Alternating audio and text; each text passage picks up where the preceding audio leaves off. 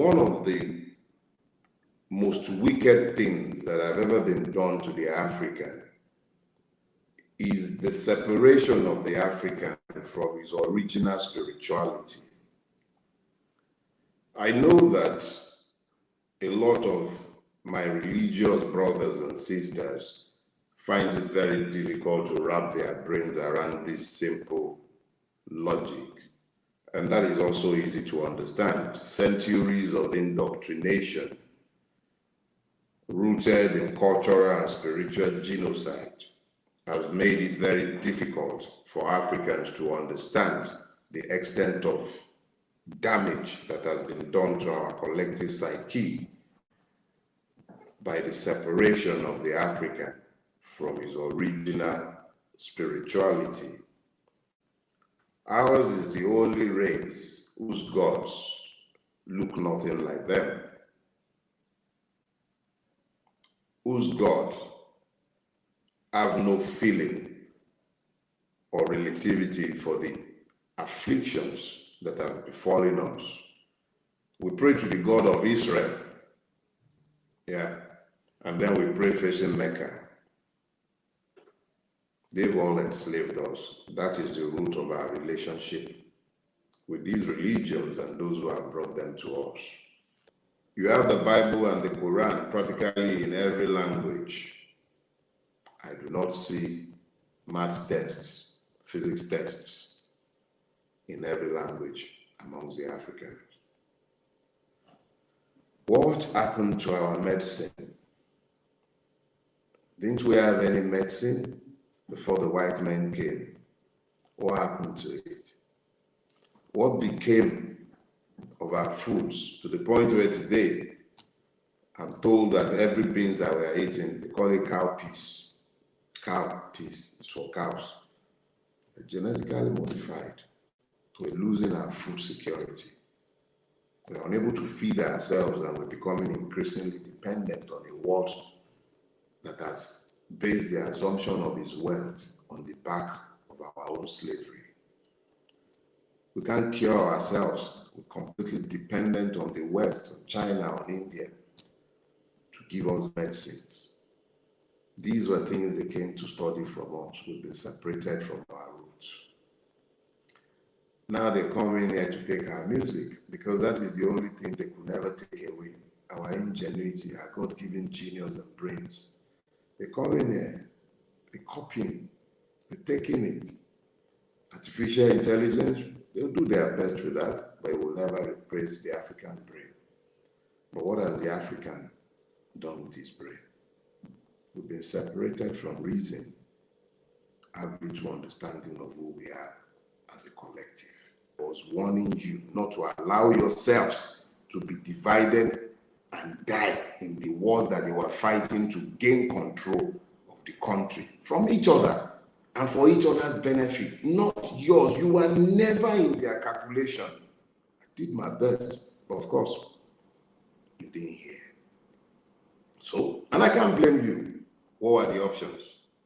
I couldn't blame you. So, the imperative of the Nigerian Revolution came out, and it outlined clearly the exact nature of the struggle that is before us. It is not tribal, it is not ethnic, it is even just hiding behind religion. It hides behind the Fulani agenda, but it is the Fulani is as much a victim as me and you.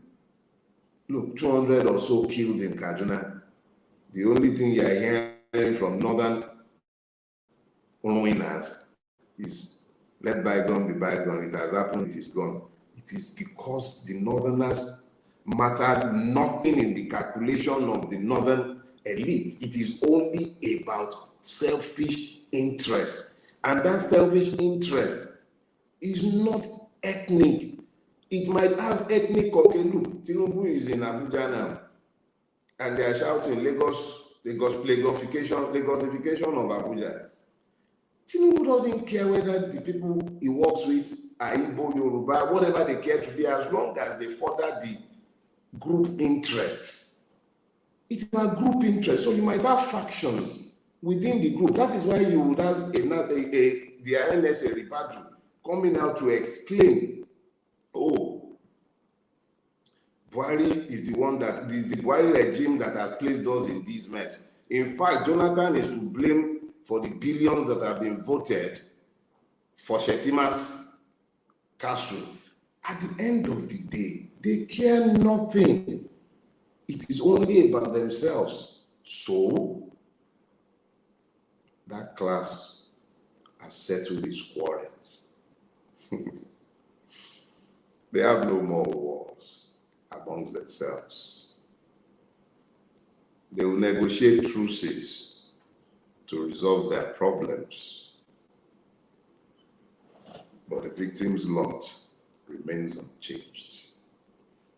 The Nigerian state introduced itself very boldly to the Nigerian. However gullible the Nigerian might be, unless you are evil, you must come to the understanding of the deadly efficiency, evil, venal efficiency of the Nigerian ruining cracks.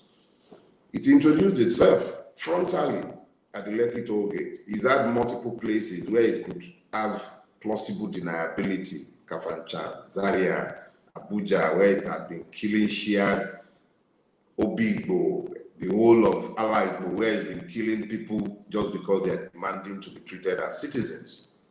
It mollycoddles terrorists, bandits of all sorts, normalizes evil, but those who demand citizenship are enemies in the eyes of the Nigerian state. So, the last electoral cycle had the backdrop of NSAS and the massacre that followed it. And we spent that session, that season, telling you, go and register to vote. It was critical in the electoral phase that we educated you, that you were properly mobilized to understand your powers as citizens in a democracy, even though we knew that you were neither citizens nor were we in a democracy. But it was critical that we played the game so that the system would not turn around and say that we were anarchists. So, the coup de grace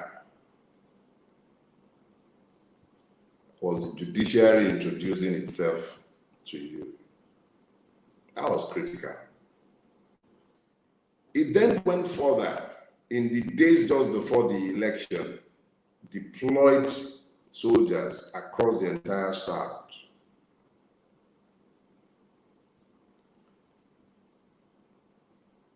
When the like of us saw that these soldiers were not employed in election security, we knew that their job was to re-enact whatever it took, whether it was the Abacha formula of November 1993, or whether it was back to Lekki toll gate again.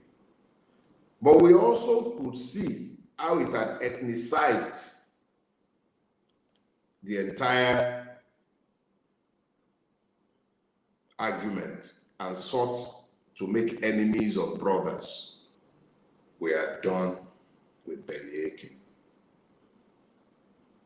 Those who have ruined this country, they are not even anywhere near as intelligent as the average Nigerian laborer.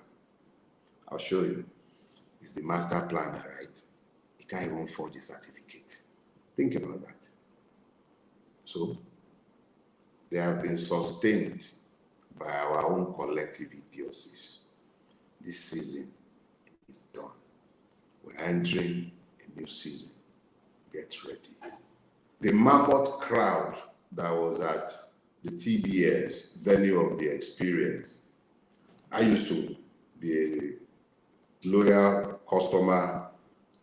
Oh, sorry. Yes, I used to be very loyal in attendance at the experience and in church as well. But there's something I would like to find out from those of you who attended.